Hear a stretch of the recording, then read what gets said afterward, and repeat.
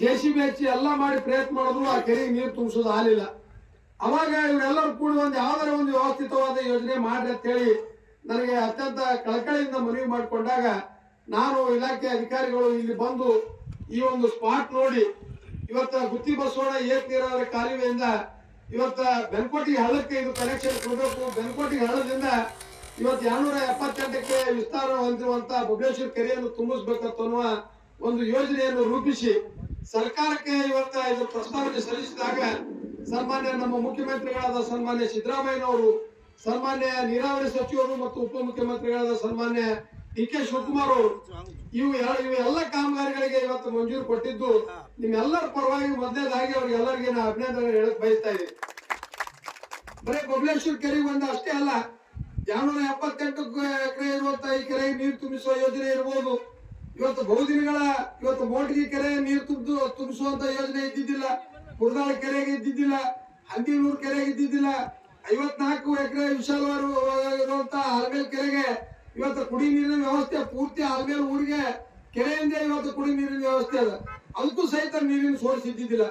ನಾವು ಮೊನ್ನೆ 1 ಕಿಲೋಮೀಟರ್ ಅದಕ್ಕೆ ಮತ್ತೊಂದು ಕೆನಾಲ್ ಮಾಡಿಸಿ 16 ಡಿಸ್ಟ್ರಿಬ್ಯೂಟರ್ ಇಂದ ನೇರವಾಗಿ ಇವತ್ತು ಆಲ್ಮೇಲ್ ಕೆರೆಗೆ ನೀರು ತುಂಬಿಸುವಂತ ಯೋಜನೆ ಸಹಿತ ಇವತ್ತು ಪ್ರಸ್ತಾವನೆಯನ್ನು ನಾವು ಸಲ್ಲಿಸಿದ್ದೀವಿ. ಒಟ್ಟಾರೆ ಹೇಳಬೇಕಾಗಿತ್ತು ಅಂದ್ರೆ ಇವತ್ತು ಲೋಕಸಭಾ ಸದಸ್ಯರಾದವರು ಅವರಿಗೆ ಈ ಒಂದು ಸಭೆ ಮೂಲಕ ಮಾಧ್ಯಮದ ಮೂಲಕ ಒಂದು ಪ್ರಶ್ನೆ ಕೇಳಕ್ ಬಯಸ್ತಾ ಇದ್ದೀನಿ.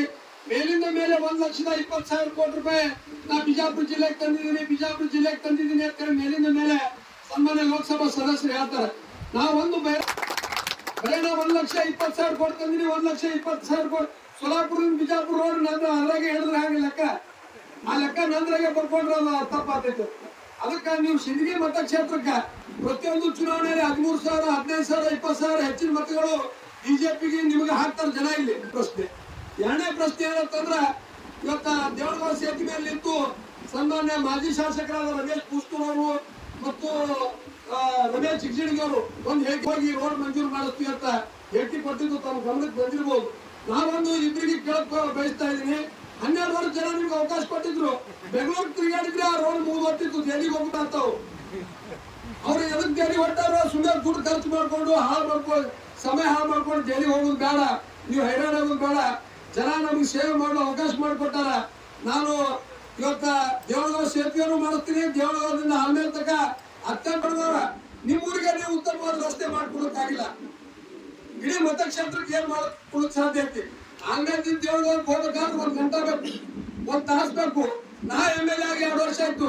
ಈಗ 4 ಕಿಲೋಮೀಟರ್ ಜೊತೆಗೆ ನಿನ್ನೆ ಬಿಜೆಪಿ ಜನ ಆಕ್ರೋಶ ಕಾರ್ಯಕ್ರಮ ಮಾಡ್ಯಾರ. ಜನ ಆಂದೋಲನ, ಜನ ಆಕ್ರೋಶ.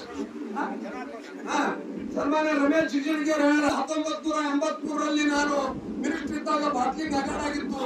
ನಾನು ರಾಮಕೃಷ್ಣ ಹೆಗಡೆ ಅವರಿಗೆ ರಾಜೀನಾಮೆ ಕೊಡಕ್ ಹೋದೆ, ಬ್ಯಾಡ ಅಂತ ಬೈದ್ರು ಅಂತ ಹೇಳಿದ್ರು. ರಾಮಕೃಷ್ಣ ಹೆಗಡೆ ಅವರು ಸತ್ತು ಸ್ವರ್ಗದಾಗ್ಯಾರ. ಸನ್ಮಾನ್ಯ ಸಚಿವರು ಲಕ್ಷ್ಮೀ ಸಾಗರ್ ಅವ್ರ ಜೊತೆ ಇದ್ರು ಅಂತ ಹೇಳ್ಯಾರ, ಅವರು ಸತ್ತು ಸ್ವರ್ಗದಾಗ್ಯಾರ. ಯಾಕಂತಂದ್ರೆ ಕರೆ ಇತ್ತಂದ್ರೆ ಅವ್ರ ಇಬ್ಬರಿಗೆ ಹೋಗಿ ನಾ ಕೇಳ್ಬೋದು ಮನುಷ್ಯ. ಯಾಕಂದ್ರೆ ಇಬ್ರು ಸತ್ತಾರ. ಇವ್ರು ರಾಜೀನಾಮೆ ಕೊಡಕ್ ಹೋಗಿದ್ದು ಗೊತ್ತಿಲ್ಲ, ಬಿಟ್ಟಿದ್ದು ಗೊತ್ತಿಲ್ಲ, ತರ ಹರಿದೋಗಿದ್ದು ರಾಜೀನಾಮೆ ಅಂತ ಹೇಳ್ತಾರ. ಅದಕ್ಕೆ ದಯವಿಟ್ಟು ಜನರಿಗೆ ತಪ್ಪು ತಿಳುವಳಿಕೆ ಕೊಡಬೇಡ್ರಿ. ಇವತ್ತ ನಮ್ಮ ಸನ್ಮಾನ್ಯ ಸಿದ್ದರಾಮಯ್ಯನವರ ನೇತೃತ್ವದ ಈ ಸರ್ಕಾರ ಇವತ್ತು ಗ್ಯಾರಂಟಿ ಯೋಜನೆಗಳು ಕೊಡೋದ್ರ ಜೊತೆಗೆ ಇವತ್ತ ಪ್ರತಿಯೊಂದು ಮತಕ್ಷೇತ್ರವನ್ನು ಅತ್ಯಂತ ಸಾಮಾಜಿಕ ನ್ಯಾಯದ ಅಡಿಯಲ್ಲಿ ನಿಜವಾಗ್ಲೂ ಜನಾಕ್ರೋಶ ಕಾರ್ಯಕ್ರಮ ಕಾಂಗ್ರೆಸ್ ಸರ್ಕಾರದ ಮೇಲೆ ಅಲ್ಲ, ಜನಾಕ್ರೋಶ ಕಾರ್ಯಕ್ರಮ ಬಿಜೆಪಿ ನಾಯಕರ ಮೇಲೆ ನಾವು ಮಾಡ್ಬೇಕಾಗಿರೋದು. ಯಾಕಂತಂದ್ರೆ ನೋಡ್ರಿ, ರಮೇಶ್ ಚಿಗಜಿಣಗಿ ಸಾಹೇಬರು ಹಿರಿಯರು, 50 ವರ್ಷಗಳ ಅನುಭವ. ಏಪ್ರಿಲ್ 14ನೇ ತಾರೀಕಿಗೆ ಡಾಕ್ಟರ್ ಬಾಬಾ ಸಾಹೇಬ್ ಅಂಬೇಡ್ಕರ್ ಅವ್ರ ಜಯಂತಿ ಐತಿ. ಚರ್ಚಾದಿಂದ ಬಂದಾರ. ಚರ್ಚಾರ್ದಾಗೂ ಒಂದು ಹಾಡ ಹಾಕಿಲ್ಲ ಅಂಬೇಡ್ಕರ್ ಅವರು, ಇಂಡಿಯಾಗೂ ಒಂದು ಹಾಡ ಹಾಕಿಲ್ಲ. ಇಂಡಿಯಿಂದ ಬಂದ್ಮೇಲೆ ಆಮೇಲ್ದಾಗೂ ಒಂದು ಮಾಲಾರ್ಪಣೆ ಮಾಡಿಲ್ಲ. ಆಮೇಲ್ದಾಗೂ ನೆನಪಾರಿನಂತಂದ್ರೆ ದೇವಳಗಾಂವದಾಗ ಮಾಡ್ಬೇಕಾಗಿತ್ತು, ದೇವಳಗಾಂವದಾಗೂ ಮಾಡಿಲ್ಲ.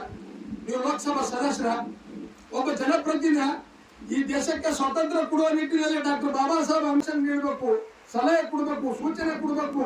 ಮತಕ್ಷೇತ್ರದಲ್ಲಿ ನಾವು ಜನತಾದಳ, ನೀವು ಕಾಂಗ್ರೆಸ್, ನಾವು ಬಿಜೆಪಿ ಅನ್ನೋ ಭೇದ ಭಾವ ಮರೆತು ಸಮಗ್ರವಾದ ಸಿಂಗಾಗಿದೆ. ಅಧಿಕಾರ ಶಾಶ್ವತ ಅಲ್ಲ.